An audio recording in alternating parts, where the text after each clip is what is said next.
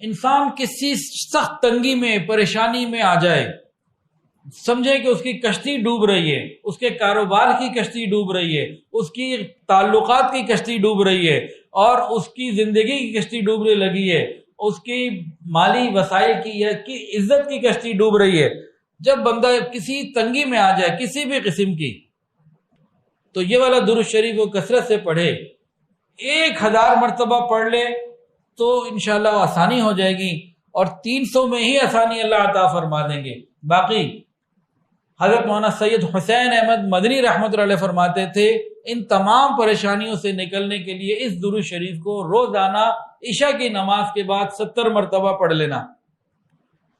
تو روز عشاء کے بعد 70 مرتبہ ہو جائے تو بہت اچھا، نہیں تو دن میں 70 مرتبہ ہو جائے۔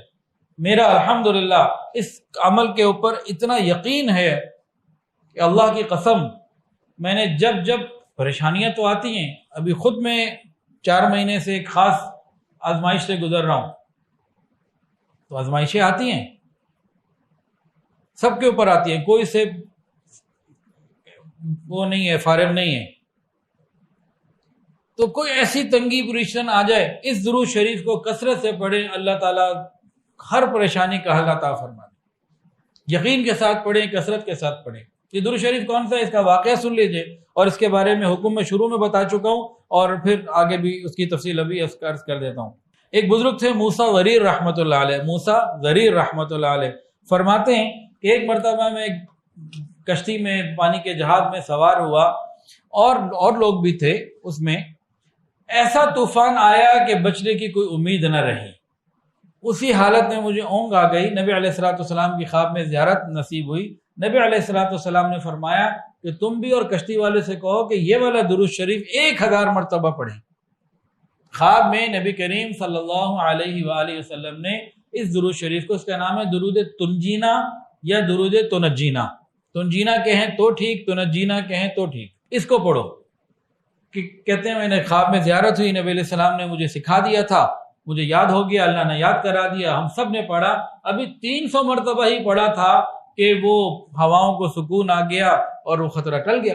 تو انتہائی مجرب اور انتہائی مفید ہے، اور ہمارے مشائخ کے معمولات میں بھی یہ شامل ہے، درود تنجینا یا تنجینا۔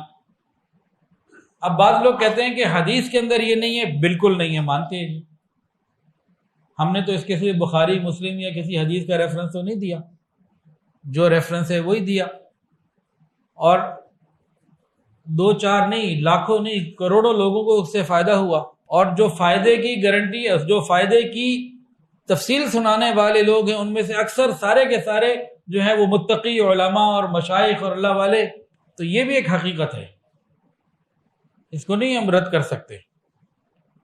ہاں اگر کسی کا دل ہے کہ نہیں میں نے صرف وہی درود شریف پڑھنا ہے جو حدیث کے اندر آیا، تو ٹھیک ہے وہ پڑھ لے، لیکن اس کو رد نہ کرے، اس کا انکار نہ کرے۔ درود شریف، درود تنجینا جگہ جگہ ملتا ہے، آپ کے موبائلوں میں بھی ہوگا، سب کے پاس ہوگا، میں پڑھ کے سنا دیتا ہوں۔ اللہم صلی علی سیدنا و مولانا محمد صلاۃ تنجینا بہا من جمیع الاحوال والآفات وتقضی لنا بہا جمیع الحاجات وتطہرنا بہا من جمیع السیئات وترفعنا بها عندك على الدرجات وتبلغنا بها أقصى الغايات من جميع الخيرات وفي الحياة وبعد الممات إنك على كل شيء قدير۔ بے شمار برکات ہیں، یقین کے ساتھ کریں، اللہ خوب رحمت عطا فرمائیں۔